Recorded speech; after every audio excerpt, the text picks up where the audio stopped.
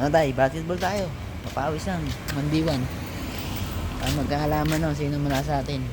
Basic ka sa Basic akin. sus. Yan, Dwight Ramos to boy. Kakain ka lang ng alikabok.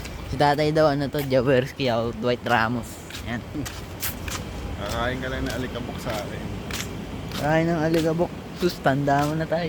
Pag naglaban tayo, gusto ko may nagbibideo para makita mo kung gaano kita ilang paso.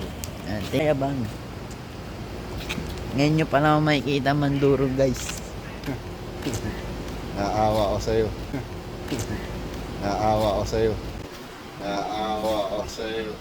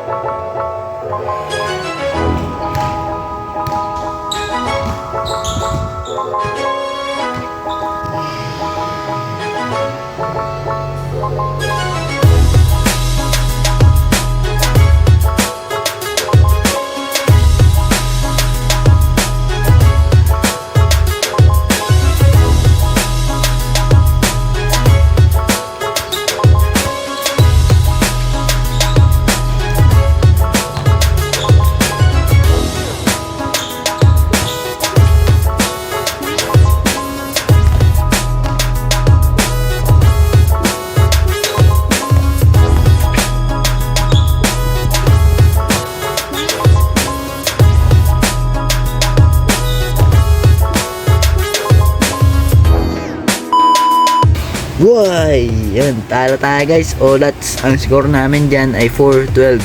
So, Olats nga. So, yun nga. Ang dahilan kasi yung ba't ako natalo, syempre, una, nagpaubaya lang ako dahil di isang beses, di sa akin nanalo yung tatay ko. Kaya ngayon, syempre, pinanalo ko muna siya. Pinascore ko muna siya dahil, yun, mabigyan ko man lang siya ng panalo. Pangalawa, ang reason natin kung ba't tayo namiminti sa mga tira natin is yung pao, no? Yung pao talaga yung sobrang sakit kanina. Talagang kumbaga parang para siyang ini-squeeze squish yun, ini-squish yung pao sa sobrang sakit ng sapatos. Kaya parang di ko alam kung pupuligatin yung pao, pupuligatin ako ng time na yun. So nag-call ako ng timeout, tapos pagkabalik ko yun, sobrang sakit na ng pao, kaya hindi na ako nakakakilos. Pero ngayon medyo okay na yung pao, kaya tayo babawi ako sa'yo, tayo mo yung bawi ko sa'yo.